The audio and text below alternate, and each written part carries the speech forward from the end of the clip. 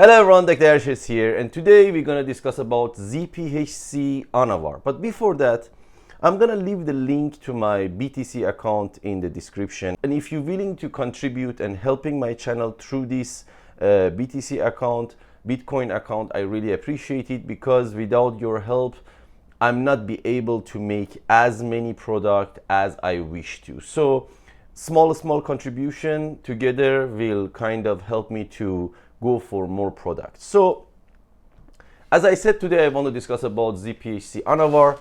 Unfortunately, I couldn't get it directly from the company. They kind of not responding to my email for some reason, maybe miscommunication or something, but I will try to contact them again. However, I received a little bit of ANAVAR.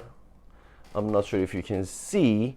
These are the tablets and the powder from one users that claimed that it didn't do anything to that person. So this make this topic very interesting to me, because the two previous product I tested myself for the ZPHC was quite legit. It was very good. However, this one become very confusing and complicated. So since it's very interesting to me myself, I may purchase it by myself. I try to purchase it directly from them if they respond to me, to make sure this is the real deal or not. Before anything, disclaimer, I do not advocating of taking any kind of steroid, human growth hormone in any form. And if you want to do it, please do it at your own risk and discuss with your own doctor. Even as a TRT, I'm not a medical doctor, I cannot advise. And everything that I test here could be wrong, could be machine mistake, could be my knowledge mistake, could be my friends from other places that they also sometimes help me. Could be their mistakes as well. Therefore, please do it by your own self. So if you buy some product, send it for the test before you put it inside your body. That's what I can recommend to you, and try to get Pharma product. If you're not going for any kind of bodybuilding competition, several testosterone and several human growth hormone, which is available from the pharma companies from different countries, I think that works way better than go for primobolan, trembolan, and so on. That's my recommendation. So anyway, long story short, let's go back to ANAVAR. People take ANAVAR and they accept ANAVAR, the pros accept ANAVAR as a very mild steroid. So they do not expect too much, a high amount of gains. They do not expect big fat loss even. And as I explained before, they go up to 40, 50, sometimes 60 milligram of ANAVAR without even expecting some kind of extraordinary to happen. And from so many pro bodybuilder, I understood that even though they spend big money on ANAVAR, now they regret it, because they think some other things such as Winstrol and some other compounds that I will make a video about it in the future. Please don't forget like and subscribe so you don't miss that. So other products can do better than ANAVAR.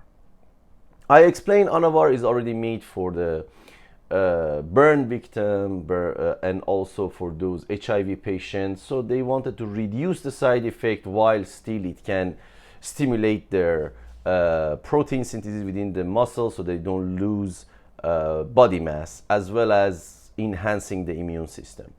But to be honest, as I said before, it's not that potent. So I have been in contact with 3 guys, one of them from China and 2 other from Southeast Asia, specifically Malaysia. So they've been taking, they are pros and they are taking ANAVAR. And the person from the China taking ZPHC ANAVAR, which is happy, very interesting. His problem is something else.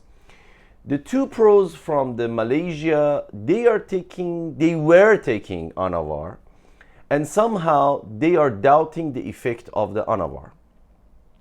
and the dosage they were taking was up to 60 milligram per day.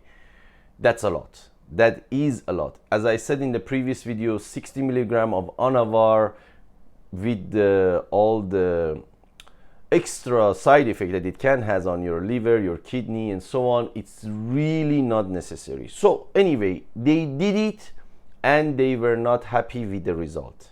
They say technically they cannot see any changes, and they are pros, so they can notice. And they said, of course, they are on bunch of other stuff, but they do not. When they put ANAVAR aside from their cycle, they couldn't see even a single percent, even the 1% change or 0.5% change based on what they said to me while they were on ANAVAR. And they went and they sent me some of the ANAVAR, but unfortunately for some reason they turned it to the powder. So they turned it to the powder and sent it to me. So as I have never seen a real ANAVAR, a real ZPHC ANAVAR, I'm not sure how does it really look, but from the pictures it's supposed to be blue. So I'm not sure, is the coating blue, inside is white, or the whole pill they colored it blue? I have no idea. Generally ANAVAR is a white powder medicine. So it is possible that ZPHC did the coating, and when they turn it to the powder, I don't know, maybe they took off the coating or something, I don't know. But this is the first point that I can see this could be not what they said it is. And it was a white blue powderish, and it was a very light blue powder. And after we tested, this is the part that make me kind of become more interested in this product, because it turned out it is the epioxandrolone. It's not the oxandrolone, it's a epioxandrolone. To make it a little bit easy for your understanding, okay, if you take epioxandrolone and oxandrolone and send it for the simple HPLC test, highly possible that they cannot detect it. Why? Because epioxandrolone, in chemistry there are some molecules that are very similar. You know, the bonds are same, the atoms that they make, the number of the bonds are same, the atoms that they make the bond with is same. However, the three-dimensional structure are different. This is very difficult to understand. So this epioxandrolone cannot be as effective as oxandrolone. So if the 3D structure is different, so the stand of the, just think it this way, if the stand of the molecule in the three dimension is different from each other, even though they have the same bonds, same atoms, it will have a different effect. It could have higher effect, it could have lower effect, and it can have no effect.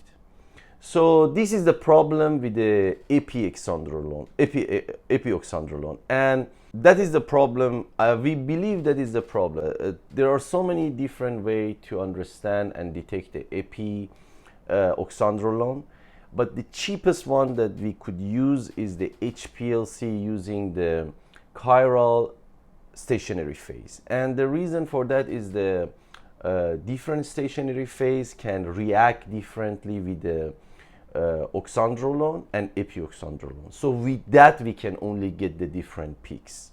However, again, I could be wrong because I didn't put that much money in this and that much time. So we used whatever we had and we come up with the easiest way that possible, and we got 2 peaks. So within the powder there was oxandrolone and there was epioxandrolone. However, the amount of epioxandrolone quite high.